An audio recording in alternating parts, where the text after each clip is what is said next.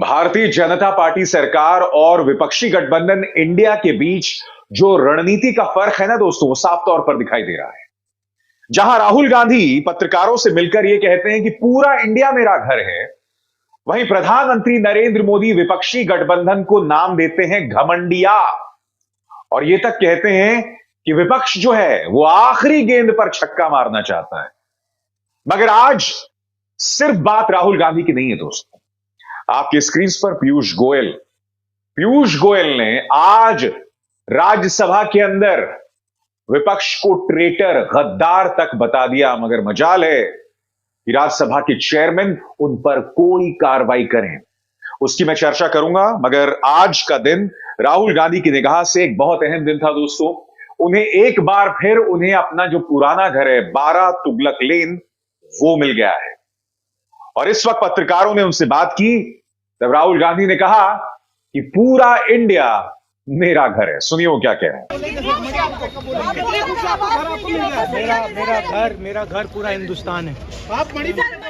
दोस्तों, एक तरफ राहुल गांधी की सोच, उनकी रणनीति, मगर दूसरी तरफ उनका मुकाबला पीयूष गोयल से है, निशिकांत दुबे से है। वो निशिकांत दुबे जो सदन में खड़े होकर जिस भाषा में बात कर रहे थे, मेरा मन तो कह रहा है कि उसे मैं सड़क छाप कहूं, मगर चूंकि वो सांसद हैं इसलिए मैं उस शब्द का इस्तेमाल नहीं करना चाहूंगा दोस्तों। मैं आपको सब कुछ बतलाऊंगा, मगर इस वक्त मैं आपको बतलाना चाहूंगा कि विपक्ष जो है उसने अपने तेवर बहुत कड़े कर लिए हैं। राज्यसभा में गतिरोध जारी है और क्यों, मैं आपको बताता हूं। क्योंकि नेता सदन जो है यानी पीयूष गोयल, उन्होंने विपक्ष को ट्रेटर्स, गद्दार बताया है। यानी कि कुछ दिनों पहले विपक्षी गठबंधन इंडिया की तुलना प्रधानमंत्री ने आतंकवादियों से की, तो उस लिहाज से पीयूष गोयल ने कहा है वो तो बहुत ही हल्की बात है। मैं आपको बतलाना चाहूंगा कि कांग्रेस ने उसके खिलाफ क्या रणनीति अपनाई है, क्या कह रहे हैं जयराम रमेश आपकी स्क्रीन पर। इंडिया की पार्टियों ने आज पूरे दिन के लिए राज्यसभा से वॉकआउट किया क्योंकि आपसी सहमति वाले प्रस्ताव के आधार पर मणिपुर पर तत्काल चर्चा से मोदी सरकार लगातार इनकार कर रही है। यानी रूल 267। सदन के नेता पीयूष गोयल ने इंडिया की पार्टियों के नेताओं के खिलाफ अत्यंत आपत्तिजनक और पूरी तरह से अस्वीकार्य टिप्पणियां की और इसके लिए वो माफी मांगने से लगातार इनकार कर रहे हैं। अब इसके चक्कर में हो क्या रहा है दोस्तों, वो लोग प्रिविलेज मोशन ला रहे हैं, उन पर कड़े तेवर अपना रहे हैं, माफी मांगने की बात कर रहे हैं। मगर आप जानते हैं मोदी सरकार के मंत्री जो हैं वो इस कदर अहंकार से भरे हुए हैं, तो माफी तो बहुत दूर की बात है। वैसे मैं आपको बतला दूं, ये मान्यवर वही हैं, पीयूष गोयल कहने को मंत्री हैं, मगर ट्विटर में इनकी एक लंबी चौड़ी सेना है। इनका एक ट्विटर हैंडल है शायद पीयूष गोयल ऑफिस, और वो जो ट्विटर हैंडल है, ट्विटर के जितने भी गालेबाज हैं जो मोदी सरकार के पक्ष में प्रोपेगेंडा करते हैं, उनको यह हैंडल फॉलो करता है। यह है उपलब्धि इस देश के मंत्री की दोस्तों, गालीबाजों को फॉलो करना। मगर उनकी क्या बात करें, प्रधानमंत्री नरेंद्र मोदी का अपना बहुत शानदार रिकॉर्ड है जब वो गालीबाजों को फॉलो करते हैं। इनकी क्या बात की जाए दोस्तों। आज सरकार के मंत्रियों में, उनके नेताओं में एक प्रतिस्पर्धा थी, एक होड़ थी कि कौन नीचे ज्यादा गिरेगा। पीयूष गोयल बताया मैंने आपको, इन्होंने तो विपक्ष को देशद्रोही तक करार दे दिया, ट्रेटर बता दिया। अब मैं आपको मिलवाना चाहता हूं नारायण राणे से, सरकार में मंत्री हैं, मगर देखिएगा भाषा जो है ना, इस भाषा के सामने सड़क छाप भाषा भी शर्मा जाए। मुलायजा फरमाइए। ये नहीं, अरे बैठ, पीछे बैठ। व्यक्तिगत मंत्री जी, माननीय मंत्री जी, हमारे पंतप्रधान जी के ऊपर बोलने का कोई अधिकार नहीं है, औकात नहीं है उनकी पंतप्रधान जी के ऊपर बोलने की। उंगली भी बताया ना, थैंक यू। तो तुम्हारी औकात में निकालूंगा, क्या असलियत में निकालूंगा। तो देखा आपने, जैसे मैंने कहा ना, प्रतिस्पर्धा लगी थी कि कौन कितनी ज्यादा गिरता है। क्यों भाई, बौखलाहट क्यों है? क्या यह टैलेंट पूल है भारतीय जनता पार्टी सरकार का? यह हालत हो गई है। कभी कोई धमकाता है कि बिल रोक के दिखाओ, कभी कोई अनर्गल ताने देता है, कभी कोई महिला सांसदों की तुलना रामायण में शूर्पणखा से करता है। अरे हो क्या रहा है? बीजेपी कम से कम अपने इतिहास पर तो निगाह डालो। आज लोकसभा में जब अविश्वास प्रस्ताव पर बहस हुई शुरू, तो आप जानते हैं पहला स्पीकर कौन था बीजेपी सरकार की तरफ से? माननीय degree Dubey, I am sorry, Nishikant Dubey, Godda से सांसद हैं।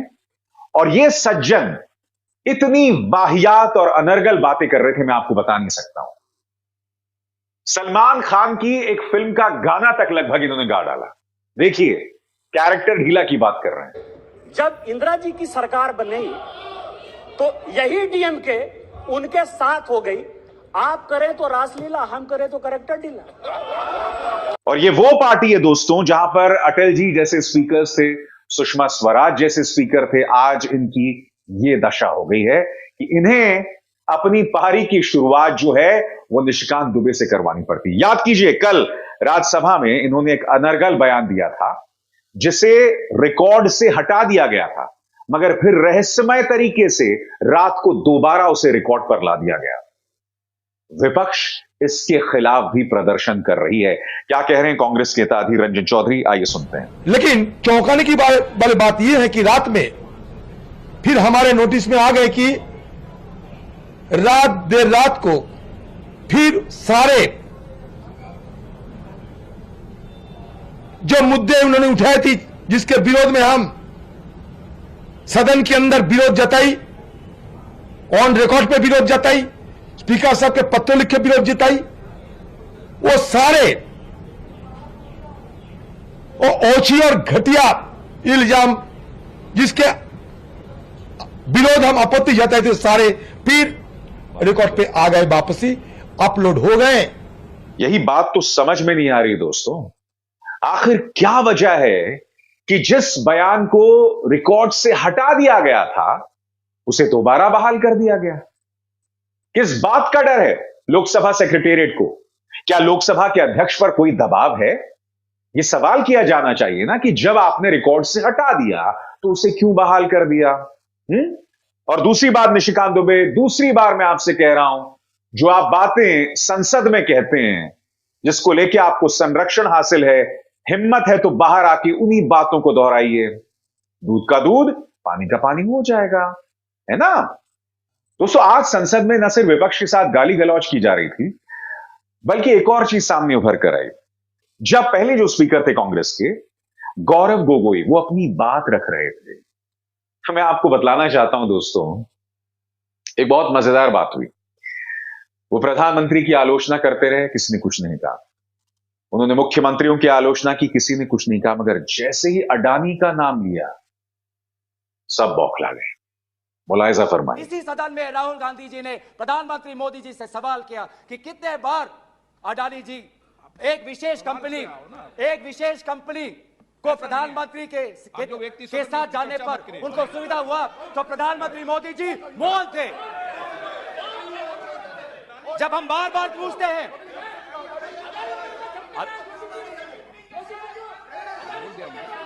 सर,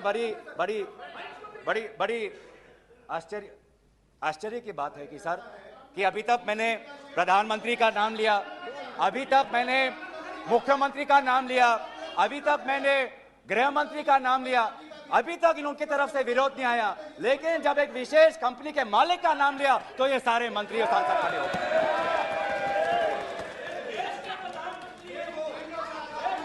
किसकी सरकार है सर? ये किसकी सरकार है? तो एक तरह से कहा जा सकता है दोस्तों कि अडानी जी न सिर्फ प्रधानमंत्री नरेंद्र मोदी, बल्कि भारतीय जनता पार्टी के तमाम सांसदों की कमजोर नब्ज है। ये तो आपके सामने साक्षात प्रमाण हुआ ना। आपने देखा किस तरह से गौरव गोगोई ने बात रखी और बौखला गया पूरा सत्ता पक्ष। आज कांग्रेस की तरफ से गौरव गोगोई ने कुछ सवाल किए, प्रधानमंत्री से 3 सवाल। क्या इन सवालों के जवाब प्रधानमंत्री देंगे? और वो 3 सवाल क्या है, मैं आपको बतलाना चाहता हूं। सवाल नंबर 1, प्रधानमंत्री मोदी आज तक मणिपुर क्यों नहीं गए?